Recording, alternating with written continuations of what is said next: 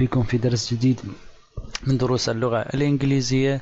واليوم راح نتكلم عن ضمائر الفاعل، صفات التملك، ضمائر التملك وضمائر المفعول به. موضوع إن شاء الله يعني هذا إذا ضبطتوه هذا منا لحد آخر الكتاب، يعني لأن أنت عندك بداية الكتاب عندك صفات التملك وضمائر التملك، بس عندك ضمائر المفعول به بعدين راح تجي، فأنت هذا تخليه عندك حتى تحفظه. عزيزي الطالب، عندنا ما يعبر عن الفاعل. عندنا الاي بمعنى انا، الهي والشي والات.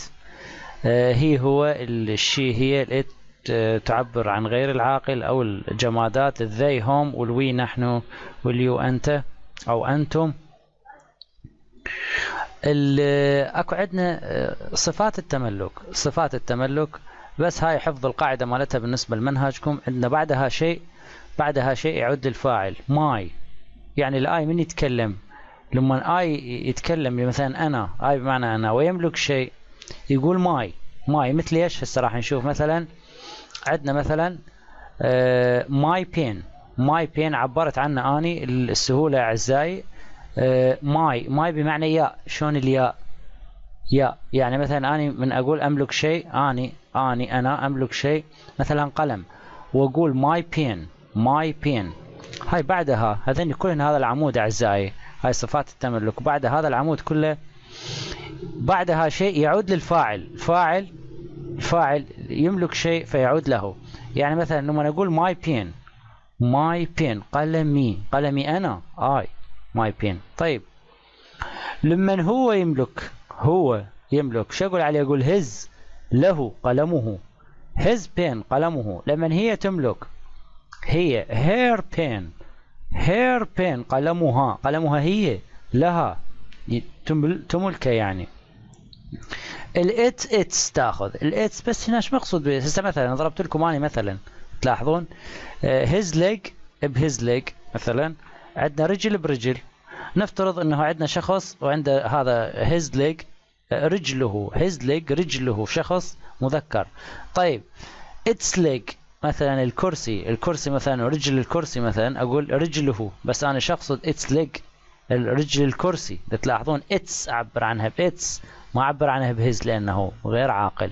الهز هسه هنا هي رجل آدمية، وهنا رجل خشبية مثلا أو بلاستيكية، هنا لغير العاقل وهنا للعاقل. فالإتس تملك للأشياء التي الغير العاقلة أو الجامدة.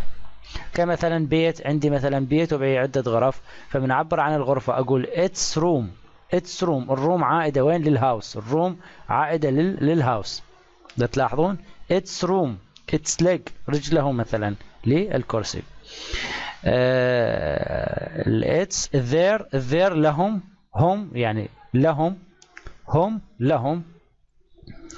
هم وين هالهم؟ هاي مثلا ذي تاخذ ذير بين قلمهم ذير بين. زين، احنا من نملك شيء اور تجي معنا، خلينا نقول وي نحن اور. لما احنا نملك ونتكلم our pen قلمنا، our house بيتنا، our car سيارتنا، وهكذا.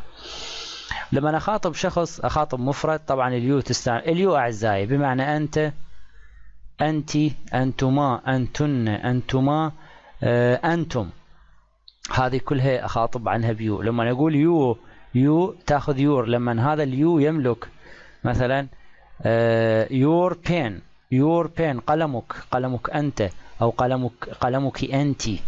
قلمك انت يور بين. زين اذا مجموعه قلمكم انتم.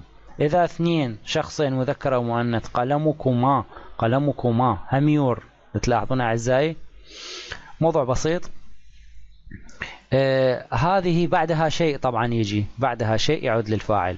هنا عندنا ضمائر التملك، هاي المجموعة اللي هي ماين، هاي تنحفظ هالشكل. الاي ماين، هي هز، الشي هيرز، الات اتس، they theirs، we ours، yours. هاي من تنحفظ اعزائي. هذه خلوا ببالكم انه هذه تجي اخر الجملة. هذه آخر الجملة، هذه تكون آخر الجملة هذا العمود، وهذا العمود اللي بالأصفر بعدها شيء يعود للفاعل. وعندنا ضمائر المفعول به، طبعا هاي هم تجي آخر الجملة، بس أنت تفرق، أنت عاد تعرف حسب المطلوب من عندك، لأن هاي بغير مواضيع، تعرف حسب المطلوب من عندك. يعني إذا أراد من عندك هذا العمود، إذا أراد من عندك بالامتحان هذا العمود، العمود مال صفات التملك، عاد أنت تعرفه وين راح يكون بعده شيء.